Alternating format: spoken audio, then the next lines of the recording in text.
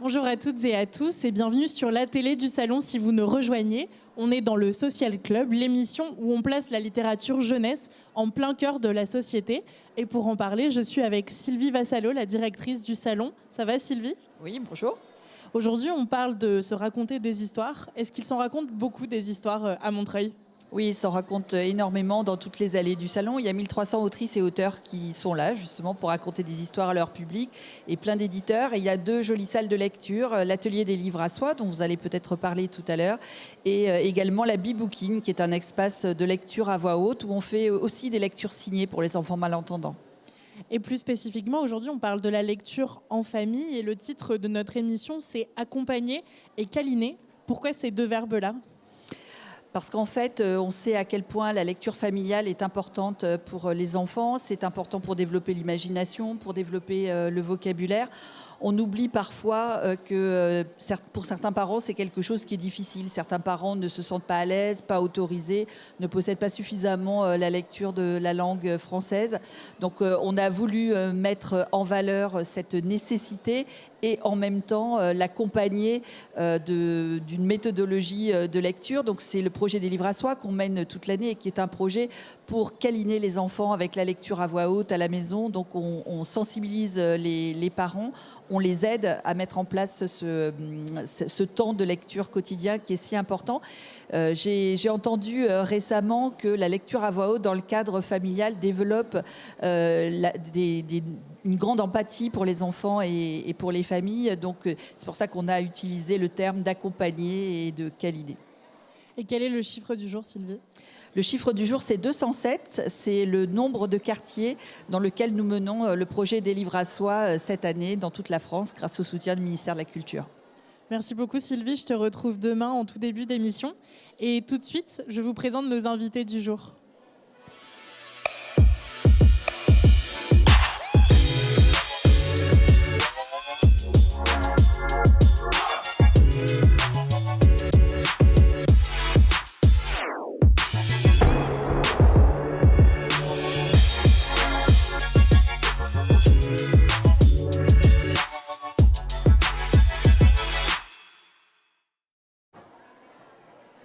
Nos invités sont chacune à leur manière ambassadrices de la lecture en famille. Brigitte Morel, vous êtes éditrice aux éditions Les Grandes Personnes. C'est une maison d'édition que vous avez fondée et qui est spécialisée dans le livre-objet, le livre qu'on manipule, les grands albums illustrés, les pop-up. Brigitte Morel, à vous, quel livre on vous lisait quand vous étiez petite ? Alors j'ai eu la très grande chance d'avoir une grand-mère qui était secrétaire chez Larousse et qui a fait toute sa carrière chez Larousse. Ça, je m'en suis rendu compte après qu'il y avait peut-être un petit rapport dans tout ça. Donc déjà, j'ai toujours eu des livres. Mes parents lisaient beaucoup. Donc des livres aussi bien de la bande dessinée belge, voilà, que naturellement des romans, des livres d'histoire. Et pour moi aussi, ce qui était important, c'est que je regardais aussi tous les dessins qu'il y avait dans le Nouvel Observateur, qu'il y avait dans Télépoche. Donc je suis aussi la fille de Claire Bretéché et de Reiser. Pour moi, ça a aussi vraiment été des choses très importantes. Et sinon, un de mes grands souvenirs de lecture, je crois, celui qui me revient et qui pour moi était le plus fort, c'est en fait au moment de l'adolescence. Quand le mercredi après-midi, on se mettait autour de la table avec ma mère et ma sœur pour faire de la couture, ou voilà, les mercredis plutôt d'hiver où on restait à la maison, où il faisait froid dehors. Et en fait, à tour de rôle, on lisait un livre. Donc le matin, on avait souvent été à la bibliothèque pour chercher un livre. Alors je me souviens comme ça de Boris Vian, en fait. La première fois qu'on a lu du Boris Vian, c'était autour de la table, donc familiale, et à tour de rôle, donc on lisait pendant que les 2 autres travaillaient, faisaient des travaux d'aiguille. Alors ça peut sembler d'une autre époque, mais je n'ai pas 150 ans pourtant. Mais c'est vrai que c'était vraiment des moments très, très intimes, comme ça, avec ma mère et ma sœur. Merci Brigitte. Je suis aussi avec Karine Roland, adjointe à la mairie de Paris en charge de la culture et de la ville du quart d'heure. Vous lisiez et vous lisez peut-être encore avec vos enfants. Quels livres ont compté pour eux ? Beaucoup de livres ont compté parce que, effectivement, comme le disait Sylvie tout à l'heure, il nous a paru important, avec mon conjoint dans cette famille, de continuer de parler avec eux, au-delà des discussions qu'on pouvait avoir autour d'une table, dans un parc ou autre, autour des livres. Parce que le livre, tout de suite, il permet d'être là ensemble et de voyager. J'ai envie de vous parler du dernier livre qu'on est en train de lire ensemble avec mon plus jeune fils. Ça s'appelle Pauline Voyage. Il a été écrit par Marie Desplechin et illustré par François Roca. Et c'est une très jolie aventure d'une jeune fille qui était certainement née au début du siècle précédent, qui se retrouve à voyager sur un immense paquebot éloigné de son père. Elle lui écrit des lettres. Et c'est un livre initiatique où il va lui arriver un certain nombre de choses parce qu'elle est très espiègle. Donc beaucoup de dimensions s'y croisent. L'illustration est magnifique. C'est l'histoire d'un voyage. Et c'est l'histoire d'une enfant qui grandit avec ses difficultés, avec ses joies aussi. C'est vrai qu'on a grand plaisir à le lire en alternant. Donc c'est chacun un chapitre à voix haute. Rim Mouelebi et Dalila Dorban, vous faites toutes les deux partie de l'association Peuple et Culture à Marseille. C'est l'association qui prend en charge le programme des livres à soi dont parlait Sylvie Vassalo. C'est une initiative du Salon dans plus de 140 villes en France pour accompagner les parents vers la lecture en famille et vous encadrer ces ateliers. On en reparlera tout à l'heure. Rim, je crois que depuis toute petite, vous étiez déjà une ambassadrice de la lecture dans votre école primaire. Racontez-nous. Oui, alors j'ai vraiment toujours aimé les livres. Et je me souviens que dans la petite ville où je vivais, il n'y avait pas de bibliothèque. C'était une toute petite ville. Et je rêvais d'une bibliothèque. Et au bout de plusieurs semaines, j'ai convaincu le directeur d'école d'aménager une pièce en bibliothèque. Et c'était un super souvenir. On était toujours tout contents de pouvoir y aller, prendre un livre. Donc oui, voilà, j'ai toujours aimé les livres. Dalila, vous aussi, vous avez un souvenir qui parle de votre amour de la lecture depuis l'enfance et en lien avec votre père. Oui, mon souvenir d'enfance, c'est une histoire que je vais vous raconter qui me tient vraiment à cœur. Alors toute petite, je me rappelle à l'école, on était récompensé par un prix. Et c'est un livre qui est dédié par la maîtresse. Et ce trimestre-là, j'étais décalée à la 6e place. Alors, j'ai pas eu le cadeau et j'étais très triste, je me rappelle. Je suis partie à la maison et j'étais en train de pleurer toute la journée jusqu'à ce que mon père vienne et me dit tiens, quelques monnaies, tu vas y aller à la librairie, tu pourras aller acheter le livre que tu veux. Et par magie, mes yeux ont séché et j'étais partie en courant vers la librairie la plus proche de chez moi et j'ai pris le livre que j'ai pu acheter avec ma petite monnaie. J'ai pas pu dépasser le budget et quand même j'étais trop contente. J'étais partie avec ce plaisir d'acheter le livre et de le lire plusieurs fois. Je ne sais pas pourquoi l'histoire n'a pas changé, mais c'était le plaisir de le lire. Et j'ai commencé à comprendre que j'avais un lien d'amour avec le livre. Voilà. Merci pour cette histoire. Alexis Lorca, vous êtes maire adjointe de Montreuil, déléguée à la culture. Vous aviez ce rituel de lecture avec votre fille qui le transformait en quelque chose de spécial. Racontez-moi.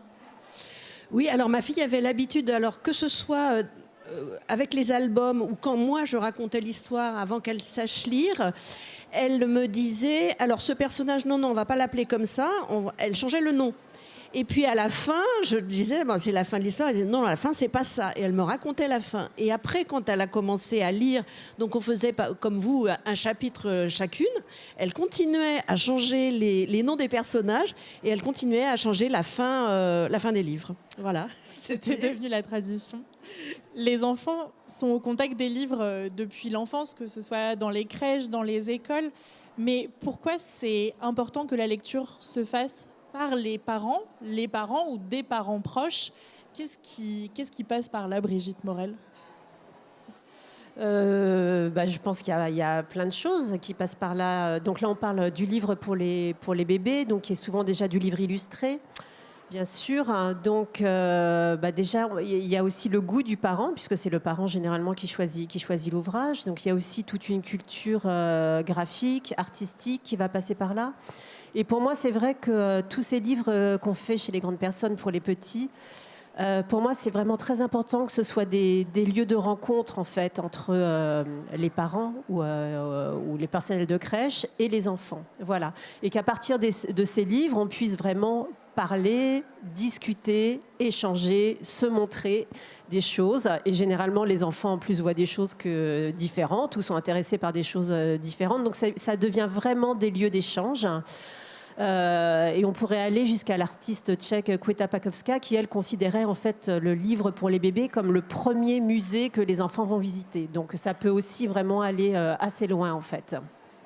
Et qu'est-ce que ça change de partager un moment autour d'un livre plutôt qu'en regardant un film ou autour d'un repas, Alexis Lorca? Qu'est-ce que le livre apporte à cette rencontre?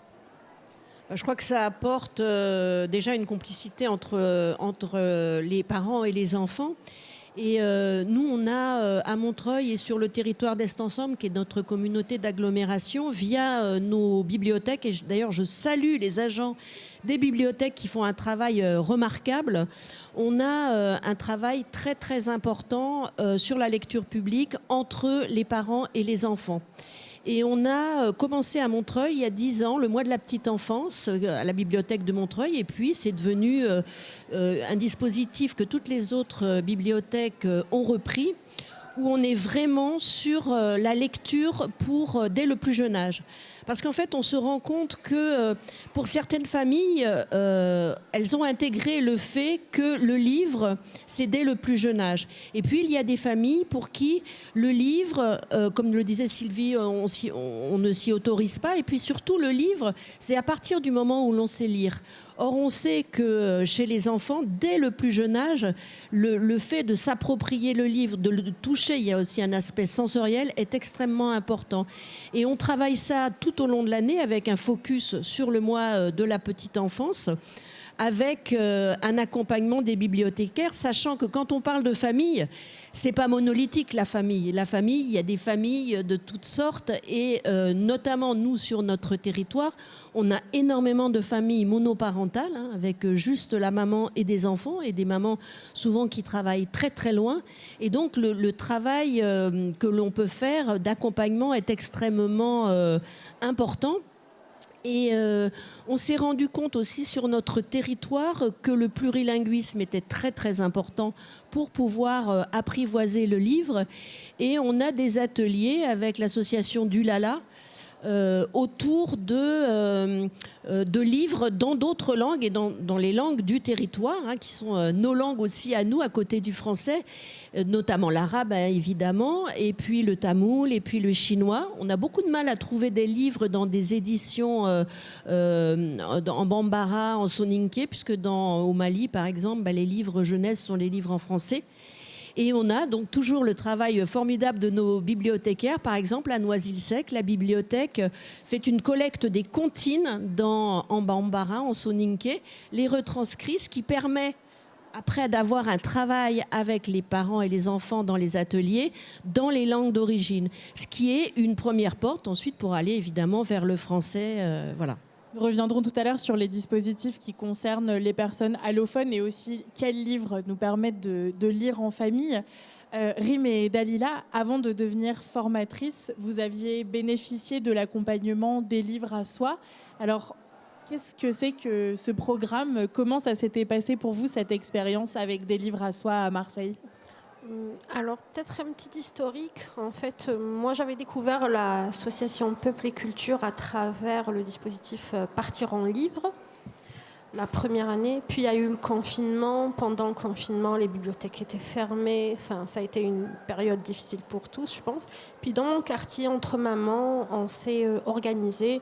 Chacune achetait des livres, on se les échangeait de famille en famille, de quartier en quartier. Puis quand Peuple et Culture m'a contactée, m'a parlé de ce projet, pour moi, c'était vraiment la continuité de ce qu'on faisait un petit peu de notre côté. Et j'ai commencé à parler un peu aux mamans du quartier avec qui j'avais échangé. Alors au début, certaines disaient que pour elles, le livre, c'était vraiment scolaire, c'était inaccessible. Petit à petit, les mamans sont venues. Et là, ça va être la 3e année qu'on participe à ce dispositif. On se réunit tous les 15 jours, en fait, pour découvrir et faire découvrir une catégorie de livres aux parents. Et après la première année, des mamans qui avaient participé ont tellement apprécié qu'elles sont devenues animatrices, qu'elles ont été formées pour être animatrices. Et là, on entame la 3e année. Voilà. Pour vous, Dalila, ça avait changé quoi de découvrir le programme des livres à soi ? Moi, je vais faire une petite extension de ce qu'elle a dit, Rim. Je tiens aussi à remercier beaucoup l'association Peuple et Culture qui a vraiment œuvré pour la culture sur le centre de Marseille, surtout pendant le confinement. Ils ont assisté beaucoup nos enfants distanciels. Et il y a eu une brèche pour le livre à soi. On dépend toujours de Peuple et Culture.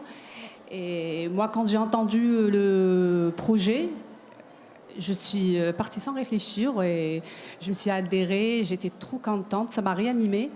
C'est mon monde, les livres. Et en même temps, je propage autour de moi pour les mamans qui osent pas trop, qui savent pas trop parler la langue aussi. Ça n'empêche pas de venir et d'enlever ce complexe afin de transmettre la lecture pour leurs enfants.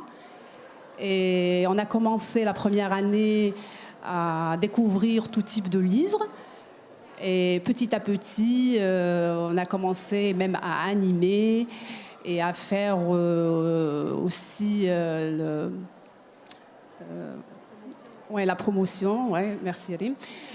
Et ça nous a permis aussi de devenir ambassadrice pour la 2e année, et ce qui nous a laissé venir participer au salon de livres, c'est notre première expérience. Et je souhaiterais que ça va se propager encore plus et ça va donner l'occasion pour les mamans aussi qui veulent adhérer l'atelier. Voilà. Pardon, je voulais juste rajouter, vous parliez de plurilinguisme. Et en fait, nous, les mamans étaient tellement motivées qu'on a un projet actuellement, c'est d'écrire un livre pour enfants qui parlerait d'enfants à Marseille. Et dans le texte serait écrit dans toutes les langues qu'on entend à Marseille.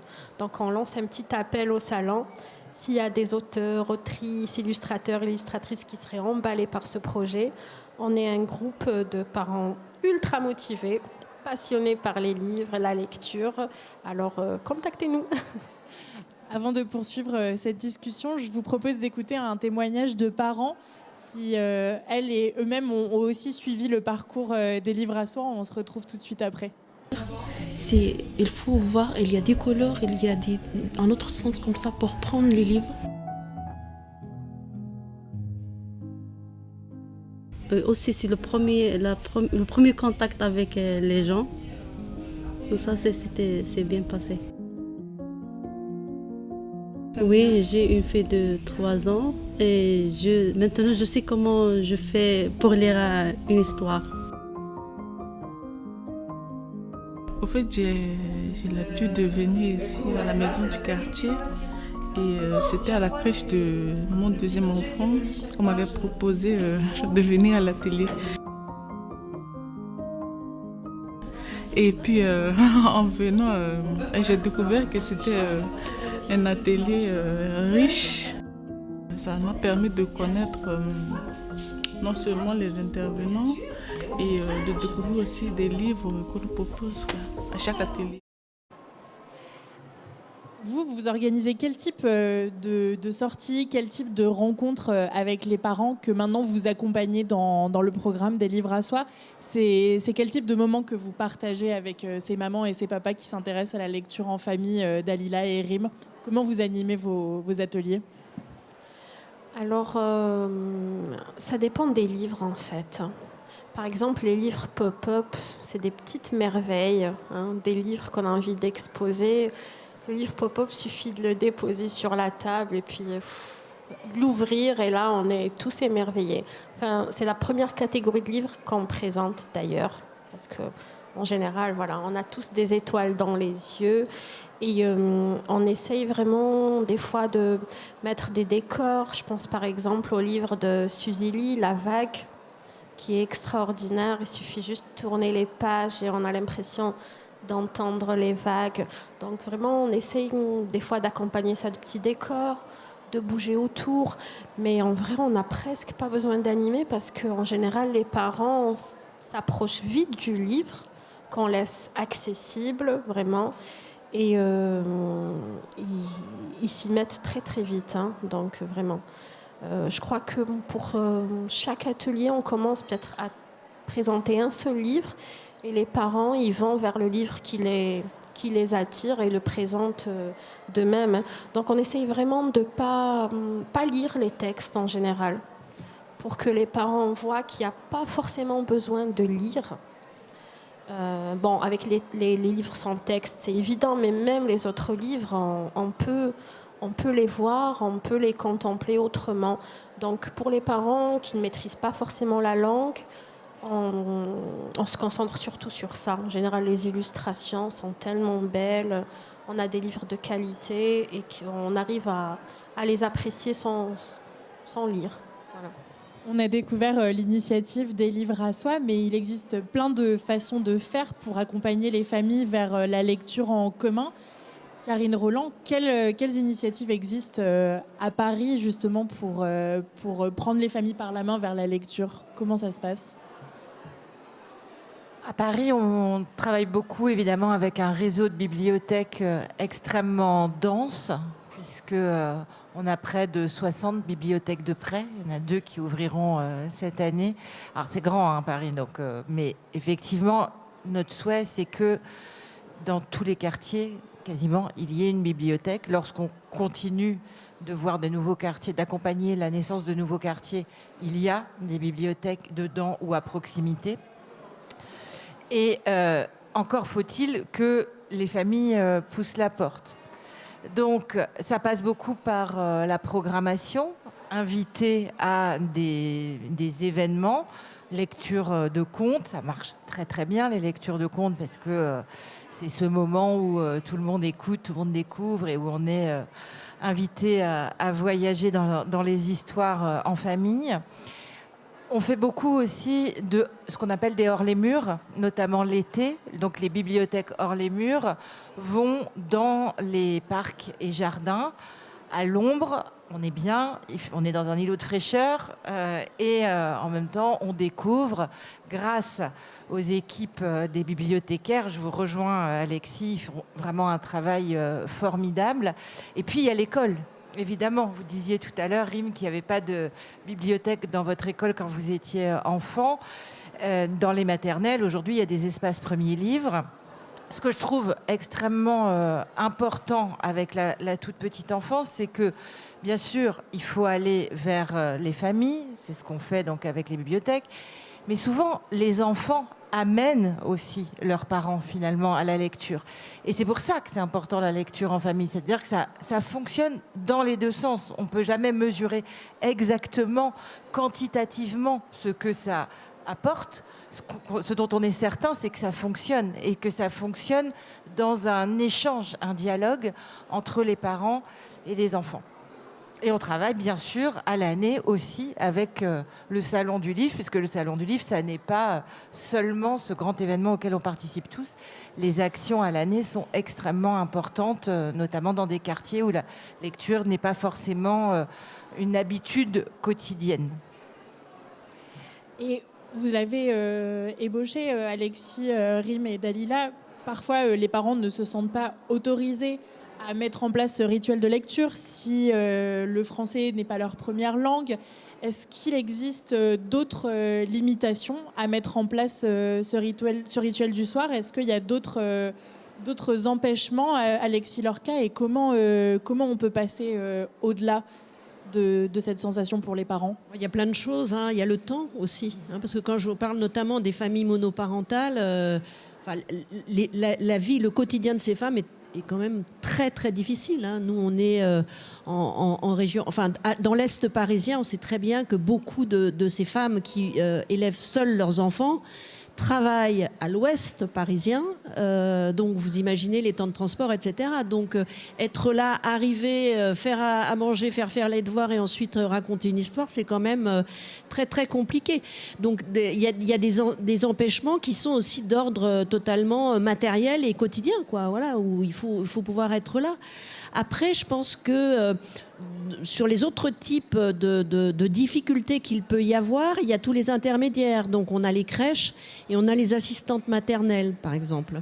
Et on a toujours, grâce à nos bibliothécaires, on a tout au long de l'année des temps de formation sur comment on apprend à travailler avec les tout petits le livre et comment on apprend à raconter une histoire, et ça c'est d'ailleurs beaucoup demandé par les assistantes maternelles, parce que c'est vrai que c'est aussi un palliatif à la télé et à ce qui a été souvent reproché à des assistantes maternelles qui faisaient du mieux qu'elles pouvaient, mais de mettre les enfants devant la télé pendant les... Voilà. Et donc ça demande aussi, c'est pas évident, quoi, quand on l'a pas connu soi-même enfant, de savoir comment un tout petit, on va lui donner cette appétence au livre, qu'est-ce qu'on va lui raconter, est-ce qu'il faut le laisser à un moment peut-être être seul aussi avec le livre, ça aussi c'est important. On a dans nos bibliothèques des espaces, alors ça c'est sur le focus du mois de la petite enfance, où on a des scénographies autour du livre. Donc c'est fait vraiment par des illustrateurs et par des plasticiens et des plasticiennes qui installent un décor autour d'une illustration et d'un livre. Et pendant un mois, les tout petits vont pouvoir se mouvoir avec leurs parents, bien évidemment, dans cet espace. Donc ils viennent aussi, quand ils ne viennent pas avec les parents, parce que des parents, comme on le disait, ne se sentent pas autorisés, n'ont pas forcément ce réflexe, ils viennent avec les assistantes maternelles, justement, qui ont été formées, qui savent, qui travaillent avec les bibliothécaires, avec les crèches, et puis aussi, il y a un rôle très très important des associations. On travaille avec SOS Femmes, on travaille avec Montreuil, les femmes du Morillon qui sont un quartier de Montreuil. On travaille avec différentes associations comme ça qui amènent, comme vous le faites en fait, qui amènent les parents vers la lecture et le travail avec les enfants. Dalila, vous leur dites quoi aux parents quand ils vous disent oui mais j'ai pas le temps, oui mais moi je lis pas très bien, comment vous les rassurez? Moi, personnellement, par rapport à mon expérience, des fois, ça m'arrive de ne pas avoir aussi le temps. J'ai 4 enfants et j'ai beaucoup de choses en même temps. Mais moi, quand je suis dépassée, ce que je pourrais recommander aux parents qui n'ont pas le temps, c'est de leur proposer un livre sans texte et qui fait travailler quand même l'imaginaire de l'enfant. Moi, ce que je fais, et je leur dis, à vous de faire la narration, de mettre un texte à votre gré. Et ça marche trop bien. Ils peuvent aussi aller puiser les parents dans leurs propres histoires. C'est aussi une façon de transmettre plein de vécus, plein d'histoires qu'on n'a pas nécessairement le temps ou l'occasion de faire passer. Oui, c'est aussi une solution. C'est encore, si on n'a pas le temps, on peut raconter oralement l'enfant. C'est toujours le mettre dans la littérature.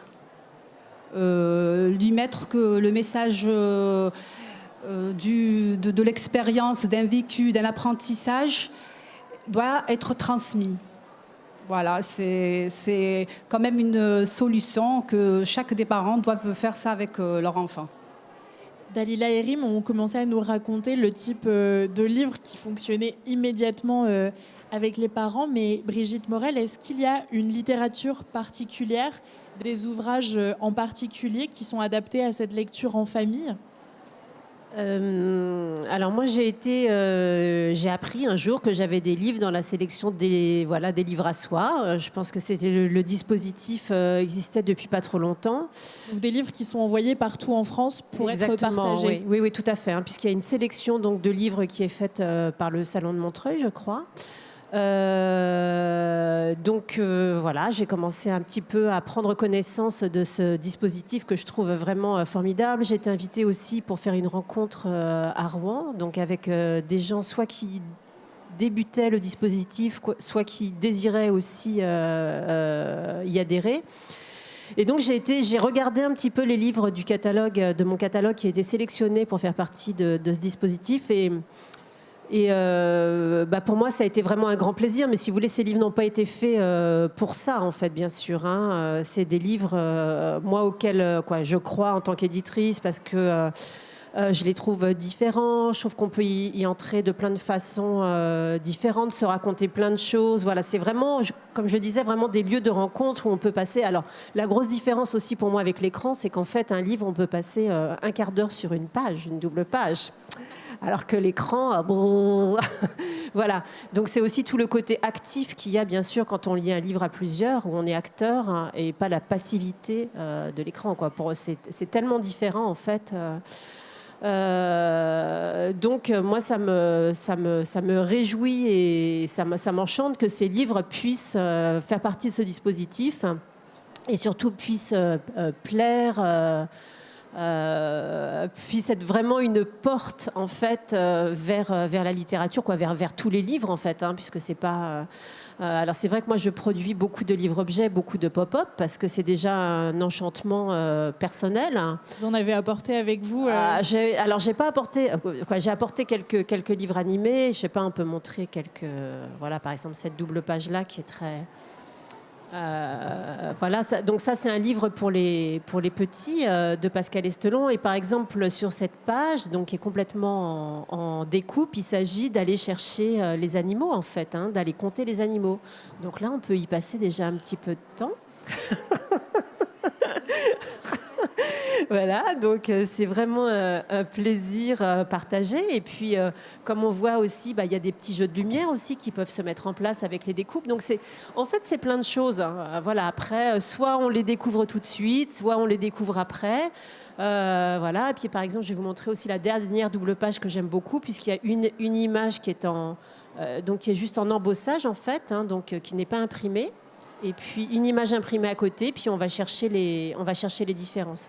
Donc à chaque fois, voilà, moi ce que j'aime en tout cas dans le livre, c'est dans ces livres pour les petits, c'est justement proposer une infinité de choses, juste avec de l'encre et du papier, et que ce soit des choses qui fascinent un petit peu naturellement aussi bien les adultes que les enfants. Voilà, moi c'est vraiment ça que j'aime, et je travaille vraiment avec des auteurs ou des autrices qui ont aussi vraiment ce désir et cette volonté d'apporter des choses nouvelles, quoi. Ce sont des chercheurs aussi, voilà, donc ils cherchent des nouvelles choses à dire, comment montrer aussi des choses différentes juste avec de l'encre et du papier. On a tendance à penser le livre comme une narration où l'auteur nous donne déjà un chemin à suivre, mais comme le disait Alexis Lorca avec sa fille, c'est aussi des supports sur lesquels on peut ajouter ses propres histoires. Est-ce que vos livres sont aussi quelque part des tableaux sur lesquels les parents peuvent dessiner leur propre narration, leurs propres histoires? Est-ce qu'il y a cette dimension-là d'un espace ouvert? Je pense. Je dirais oui, surtout avec le livre que vous avez, Voir le jour. Alors, c'est particulier parce qu'à chaque atelier qu'on le présente et quand il y a les parents, chaque parent l'interprète différemment. Et à chaque fois, on se dit « Ah, mais oui, effectivement ». Et voilà, pour moi, ça illustre parfaitement ça. Et je trouve que ce qu'on entend beaucoup aussi, là, c'est le rapport au temps. Autour d'un livre, en famille, le rapport au temps, tout à coup, il est suspendu. On peut passer, j'imagine, des heures à le feuilleter dans un sens, dans l'autre, à y revenir, à chercher encore. Et il me semble qu'aujourd'hui, c'est extrêmement important, ça, de donner l'occasion de prendre le temps. Encore faut-il l'avoir dans le quotidien, ça, c'est vrai. Mais une fois qu'on accède à ça, c'est extrêmement précieux. Est-ce que dans les bibliothèques de la ville de Paris, les libraires se posent cette question aussi? Comment on réfléchit aux livres qu'on met en avant, qu'on propose aux familles? Comment on choisit les livres qu'on va prendre hors les murs? Qu'est-ce qui passe par là Oui, bien sûr, c'est toujours l'objet d'une réflexion d'équipe par rapport à ce que sont leurs envies. Brigitte Morel parlait du fait que les auteurs sont des chercheurs. Je crois que les médiateurs aussi se demandent ce qui peut ouvrir l'appétit, aiguiser les curiosités, les accompagner, et font aussi en fonction de celles et ceux qui sont leur public, finalement, en fonction des envies dont ils peuvent avoir connaissance, en fonction d'un rapport au livre plus ou moins habituel, plus ou moins simple. Donc, notamment dans les bibliothèques hors les murs, effectivement, ils partent avec des valises plus ou moins grosses, et ils ne peuvent pas transporter l'intégralité d'une bibliothèque qui comprend généralement des dizaines de milliers de documents. Donc la sélection est faite en fonction à la fois de leur choix, et ça c'est formidable aussi, l'humain qu'il y a à toutes les étapes de la vie d'un livre, de l'auteur jusqu'à ses lectrices et lecteurs. C'est quasiment infini. Et en tout cas, oui, les bibliothécaires font ce bel exercice de faire coïncider leurs envies, leurs affinités et ce que celles et ceux à qui ils s'adressent ce dont ils vont pouvoir bénéficier au sens le plus beau du terme. Pour les parents qui nous regardent, les mamans et les papas, avant de nous quitter, est-ce que vous auriez des astuces, des conseils à leur donner s'ils ont envie de mettre en place ce rituel? Qu'est-ce qu'on pourrait leur conseiller de faire à la maison? Alors moi, quelque chose que j'aime beaucoup et que je fais avec mes enfants depuis qu'ils sont tout petits, j'essaye d'acheter des livres avant des événements, avant de partir en vacances, un livre sur la destination de vacances ou sur un sport qu'ils ont envie de faire, ou des fois sur les émotions. Et des fois, je les glisse sous le coussin. Je me rappelle un jour, mon fils était très en colère. Je lui avais glissé un livre sur la colère. Il était énervé, il était allé dans sa chambre, prendre son oreiller. Et là, il découvre un livre sur la colère. Et il se met dedans. Et puis, c'est assez vite passé. Ou alors, je sais qu'une fois, ma fille, elle voulait faire de la gymnastique. J'étais parvenue à l'inscrire dans un club de gym. Et je lui avais glissé un petit livre sur la gym. Et en arrivant à l'école, elle ouvre le livre. Et en rentrant à 4h30, maman, est-ce que c'est bien ce que j'ai compris? Je vais pouvoir faire de la gym. Et voilà, j'aime bien créer ces petits moments là, de surprise avec les enfants et d'essayer des fois d'anticiper. Mais après, oui, avec la bibliothèque, moi, avec le dispositif des livres à soi, on a eu la chance d'aller à la bibliothèque de l'Alcazar à Marseille. Je salue tout le personnel. On a échangé avec eux et en fait, ça m'a appris un petit peu à repousser mes limites. Demander aussi conseil, et quand je vais à la bibliothèque avec les cartes tous mes enfants, je me sens comme une multimillionnaire qui va pouvoir emprunter plein de livres sans s'inquiéter du coût. Et mes enfants m'attendent impatiemment et j'essaye à chaque fois d'anticiper. Alors j'aime bien y aller seule et choisir pour eux, et j'aime bien les amener. Et eux, ils m'ont refait découvrir les BD pour mon fils, qui est un grand fan de Pico Bog, d'Alexis Dormal. Et ma grande avec les romans graphiques notamment. En fait, je grandis aussi avec mes enfants et leur lecture. Alors, il ne faut pas se priver de ça, parce que vraiment, ça nous enrichit, ça nous fait tous grandir et ça crée un lien formidable dans la famille. Alors, il ne faut pas s'en priver. Et souvent, c'est gratuit grâce aux bibliothèques. Voilà. Notre émission touche bientôt à sa fin, mais avant de nous quitter, comme tous les soirs, je vous propose une parenthèse avec Beatrice Alemagna, la Grande Ourse 2023. On se retrouve tout de suite après.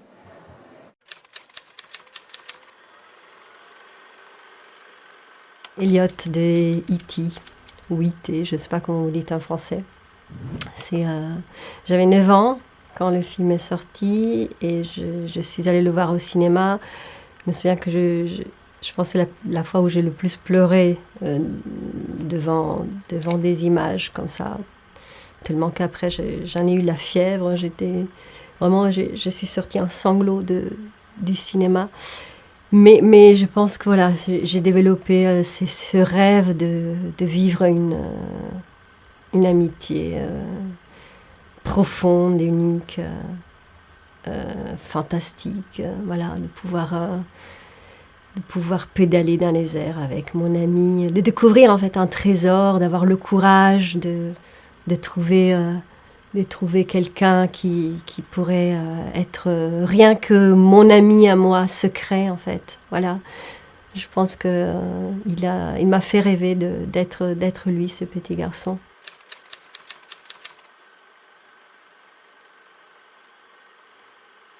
Le Social Club, c'est déjà fini pour aujourd'hui, mais je remercie nos 5 invités, Alexis Lorca, Karine Roland, Brigitte Morel, Rim Moelebi et Dalila Dorban. Merci beaucoup. Vous pouvez revoir cette émission sur le site slpjplus.tv, mais aussi les autres programmes de la télé du salon, comme Kilidor, où l'histoire du soir est réinventée par un comédien ou une comédienne dans un espace totalement insolite. Demain, dans le Social Club, nous parlerons de la presse. Mais avant ça, restez pour le live à 19h présenté par Margot Léridon. Bonne soirée et à demain.